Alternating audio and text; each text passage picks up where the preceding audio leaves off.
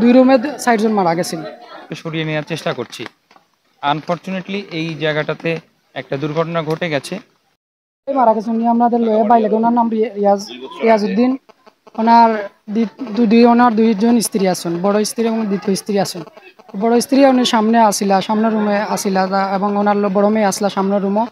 আর দ্বিতীয় স্ত্রী তাই বারিন্দাত আসিলা, তোমার দুইটা, একটা ছেলে এক মেয়ে নিয়া।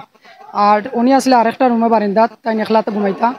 তো তাই রাতকে উঠিছেন, ঠিক আছে, উঠিয়া তাই দেখছেন, দেখার পরে তাই বড় ওয়াইফরে মাথায় উঠিয়া রুমও গেছেন, আবার গিয়া দেখছেন যে পানি উঠে গেছে রুমও, মানে পাখা শুয়ে শুয়ে পানি উঠে। তাই দেখার পরে তাই কইছে পানি উঠে গেছে, কইতে কই মানে দোয়াল দোষিয়া মাটিয়া মাই গেছে ঘরের ভিতর। এক রুমে আসলে দ্বিতীয় ওয়াইফ আর ওনার বাচ্চা মেয়ে একটা, ছোট ছেলে একটা, মেয়ে একটা আছে। আর এক রুমে তাই না আসলা, তাও দুই রুমে ৬০ জন মারা গেছিল।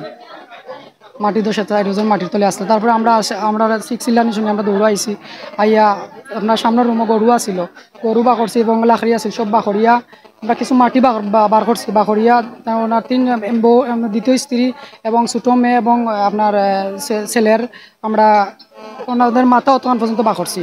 বাকরার পরে দেখছি যে ওনার অবস্থা। আর যত সময় যায় গড়াইয়া এর লাগে আমরা আর বেশি রিস্ক নিছি না। তারপরে আমরা সাথে সাথে আমরা মেম্বারে চেয়ারম্যান নক করছেন, চেয়ারম্যানও আইসেন, চেয়ারম্যানের প্রশাসনও নক করছেন, আপনার সবের নক করা হয়েছে। তারপর সবাই এখানে আই উপস্থিত হয়েছে।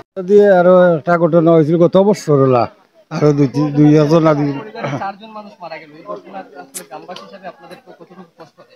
কষ্ট সীমা ছাড়া দাদা। এই বেটা আমার লোক চাকরি করতে আসবি না গার্ডেন, বুঝছো নি, আমরা লগে থাকতাম, আমি ওষুধ নিয়ে দৌড়িয়া ভাগর লইয়া আইছি। আজি আমরা আলবিনা গার্ডেন বেটা থাকতাম, বেটিয়ে রান দিয়া দিতাম, আমরা আলবিনা গার্ডেনের পরিবার মানুষ আমরা খাইতাম, বুঝছো নি। এই তো কষ্ট লাগে রাখি খোয়ার মতো নাই, বেটা ফ্যামিলি দ্বারা খুব ভালো মানুষ, বুঝছো নি। আপনারা সকলেও দোয়া করবা, আল্লাহ তাআলা মাহফিরাত খাম। জেলা প্রশাসক স্যার বললেন, আমরা গতকালকে ২৮ তারিখে আমাদের জেলা দুর্যোগ ব্যবস্থাপনা কমিটির একটা সভা হয়েছে।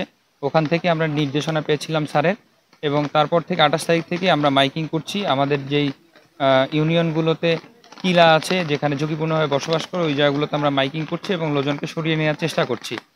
আনফরচুনেটলি এই জায়গাটাতে একটা দুর্ঘটনা ঘটে গেছে। ইতিমধ্যে আমরা সকল ইউনিয়ন পরিষদ চেয়ারম্যান, মেম্বার এবং আমাদের গ্রাম পুলিশ থেকে শুরু করে আমাদের স্বেচ্ছাসেবী দলগুলোকে আমরা অ্যাক্টিভ করে ফেলেছি। আশা করা যায় ইনশাআল্লাহ এই ধরনের ঘটনা পুনরাবৃত্তি ঘটবে না।